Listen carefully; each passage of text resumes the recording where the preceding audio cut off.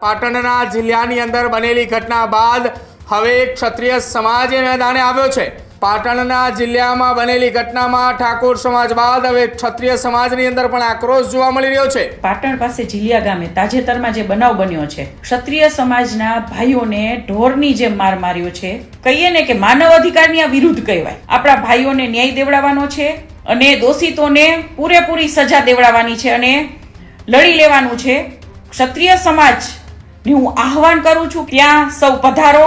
આ જ પ્રકારની તમામ અપડેટ જોવા માટે ન્યૂઝરૂમ ગુજરાતને લાઇક, શેર અને સબસ્ક્રાઇબ કરવાનું ભૂલતા નહીં।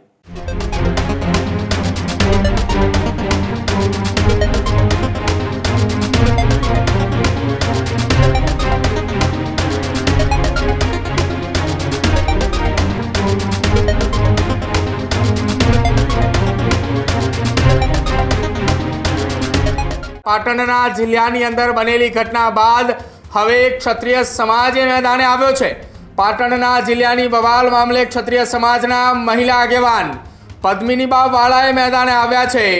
પાટણના જિલ્લામાં બનેલી ઘટનામાં ઠાકોર સમાજ બાદ હવે ક્ષત્રિય સમાજની અંદર પણ આક્રોશ જોવા મળી રહ્યો છે। જે પોલીસ પર હુમલો કરનાર આરોપીઓના વરઘોડા દરમિયાન માર મારતા એ વિવાદ સર્જાયો હતો। એ વિવાદમાં ક્ષત્રિય સમાજના યુવાનોને પોલીસે ઢોર માર માર્યા હોવાનો આરોપ પદ્મિનીબા વાળાએ લગાવ્યા છે। અસામાજિક તત્વોને સારું લગાડવા માટે આ કામ પોલીસે કર્યું હોવાની વાત પદ્મિનીબા વાળાએ કરી છે। આ માનવ અધિકાર વિરોધ પોલીસે આપણા ભાઈઓને માર માર્યા છે। આપણા ભાઈઓને ન્યાય અપાવવા માટે આપણે મેદાને આવવું પડશે અને દોષિતોને સજા અપાવવી પડશે।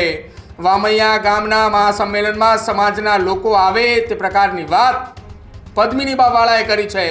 સમાજના આગેવાનો અને સમાજના લોકોને વામૈયા ગામના મહાસંમેલનમાં આવવા માટે પદ્મિનીબા વાળાએ એક અપીલ કરી છે। ક્ષત્રિય સમાજના યુવાનોને ઢોર માર માર્યા હોવાના આરોપ લગાવવામાં આવી રહ્યા છે। જે ઘટના પાટણની અંદર બની હતી કે જ્યાં પાટણ પોલીસ પર કેટલાક અસામાજિક તત્વોએ હુમલો કર્યો હતો, એ હુમલાની ઘટનાને લઈને પાટણ પોલીસે તમામ આરોપીઓના જે વરઘોડા કાઢ્યા હતા, એ વરઘોડા દરમિયાન જાહેરમાં માર મારવાની ઘટનાને લઈને પાટણમાં હવે ક્ષત્રિય સમાજ પણ મેદાને આવ્યો છે।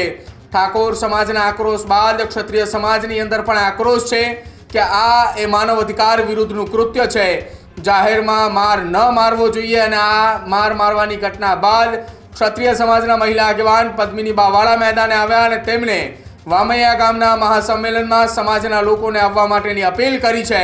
અને જિલ્લાની ઘટના બાદ હવે એક બાદ એક સમાજની અંદર આક્રોશ જોવા મળી રહ્યો છે।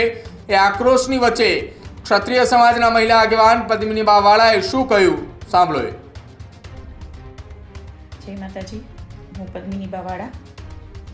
ગુજરાતના દરેક ક્ષત્રિય ભાઈઓને જણાવવાનું કે પાટણ પાસે જીલિયા ગામે તાજેતરમાં જે બનાવ બન્યો છે, જેમાં આપણા ક્ષત્રિય સમાજના ભાઈઓને ઢોરની જેમ માર માર્યો છે। જે અસામાજિક તત્વોને સારું લગાડવા માટે પોલીસે જાહેરમાં આપણા ભાઈઓને એક કહીએ ને કે માનવ અધિકારની આ વિરુદ્ધ કહેવાય। તો એના માટે આપણે આપણા ભાઈઓને ન્યાય દેવડાવવાનો છે અને દોષિતોને પૂરેપૂરી સજા દેવડાવવાની છે અને લડી લેવાનું છે।